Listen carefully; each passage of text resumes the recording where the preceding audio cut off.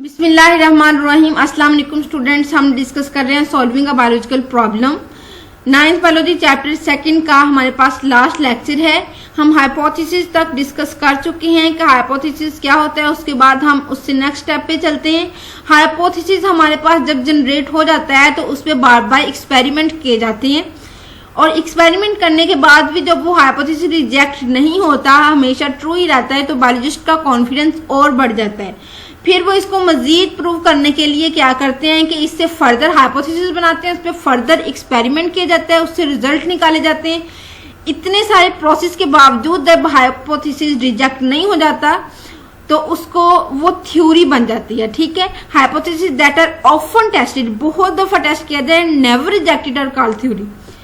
उसके बाद थ्योरी हमारे पास बन गई। इसके बाद हम थ्योरी पे मजीद काम करेंगे। तो थ्योरी जैसे हाइपोथेसिस पे किया, थ्योरी पे मजीद टेस्टिंग करेंगे, एक्सपेरिमेंटेशन करेंगे। कुछ बायोलॉजिस्ट इसको take it as a challenge के तौर पे ले लेते हैं कि हमने इसको गलत करना ही करना है। पूरी एफर्ट लगाते हैं इसको डिसप्रूव करने में, और इसके बावजूद अगर वो गलत नहीं होती थ्योरी तो वो थ्योरी हमारे पास लॉ बन जाती है। ठीक है, If a theory survives such doubtful approach and continues to be supported by experimental evidence, it becomes law or principle।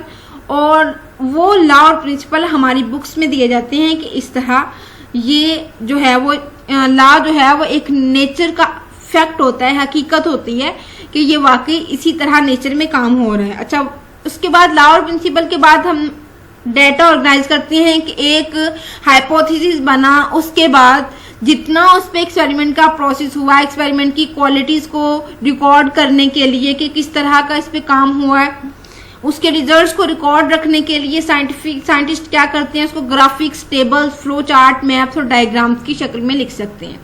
इस तरह स्टूडेंट मैं आपका कॉन्सेप्ट क्लियर करवा रही हूँ। ये जो 7 स्लाइड्स आपको शो हो रही हैं, आप इसको इसी तरह हैंड रिटन नोट्स बना सकते हैं। फिर भी अगर किसी तरह की कोई समझ ना आए तो आप डिस्कस कर सकते हैं मेरे साथ कमेंट बॉक्स में।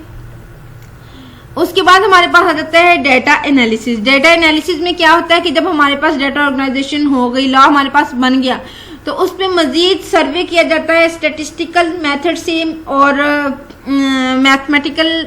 मैथमेटिक्स मेथड से कि प्रीवियस ऑब्जर्वेशन को प्रेजेंट ऑब्जर्वेशन को कंपेयर करके। फॉर एग्जांपल हमारे पास प्रेजेंट ऑब्जर्वेशन का कोई प्रेजेंट इशू आ गया, जो हमने लॉ बनाया है साइंटिफिक, उसके अबाउट हमारे जो है वो हमारे सामने कोई इशू आ गया बायोलॉजिस्ट के सामने, वो क्या करेगा, वो अपनी प्रीवियस ऑब्जर्वेशन को सामने रखेगा और प्रेजेंट ऑब्जर्वेशन को सामने रखेगा, दोनों का करेगा कंपेयर। आइए इसकी लेते हैं एग्जांपल कि वो किस तरह काम करता है डेटा एनालिसिस पे।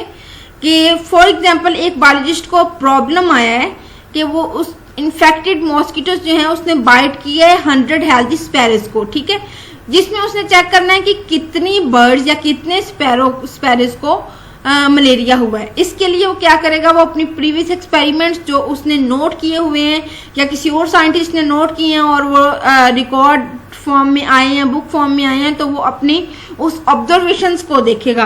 प्रीवियस ऑब्जर्वेशन हो गई, प्रीवियस ऑब्जर्वेशन क्या उसे मिली कि किसी वक्त में मॉस्किटोज ने बाइट किया था स्पैरोज, 20 स्पैरोज को, जिसमें से 14 को मलेरिया हुआ था। ठीक है, अब प्रेजेंट सिचुएशन उसके पास है कि 100 स्पैरोज को उसने मॉस्किटो ने बाइट किया है और उसमें उसने खुद देखना है कि कितने बर्ड्स को मलेरिया हुआ है। इसके लिए वो मैथ का फॉर्मूला यूज करेगा। हम पहले देखेंगे कि 14 आउट ऑफ 20 को हम इस तरह 14:20 लिख सकते हैं, और 100 में से हमें नहीं पता कि कितने बर्ड्स को मलेरिया हुआ, इसलिए हम x उसको सपोज करेंगे, x/100 लिखा। ठीक है, इसको हमने इस फॉर्म में लिखा 14:20 और प्रोपोर्शन डाली अंदर x/100। ठीक है, ये याद रखना है कि ratio is equal to division होता है और प्रोपोर्शन जो है वो इसको इज इक्वल टू से भी जाहिर कर लेते हैं। इस रूल को अप्लाई करते हुए हमने 14/20 इज इक्वल टू x/100 लिखा। ठीक है, इसके बाद हमने क्रॉस मल्टीप्लाई किया, सारा उसका सॉल्यूशन किया, तो हमारे पास x इज इक्वल टू 70 आ गया। तो यहाँ पे हमारा सॉल्विंग अ बायोलॉजिकल प्रॉब्लम कि हम बायोलॉजिकल प्रॉब्लम कैसे सॉल्व करते हैं, शुरू से लेके एंड तक हमने पढ़ लिया कि प्रीवियस ऑब्जर्वेशन को देखते हैं, प्रेजेंट सिचुएशन को देखते हैं, फिर उसको कंपेयर करके हम किसी भी बायोलॉजिकल प्रॉब्लम का हल निकाल सकते हैं। यहाँ पे हमारा 2nd चैप्टर कंप्लीट होता है। इससे हम नेक्स्ट थर्ड चैप्टर स्टार्ट करेंगे। सेकंड चैप्टर तक कोई भी आपको किसी भी किस्म का इशू है, कोई कॉन्सेप्ट क्लियर नहीं है तो आप कमेंट बॉक्स में पूछ सकते हैं। तो मजीद वीडियोस देखने के लिए 9th और 10th क्लास के सारे चैप्टर्स की वीडियोस मैं आहिस्ता आहिस्ता दे रही हूँ।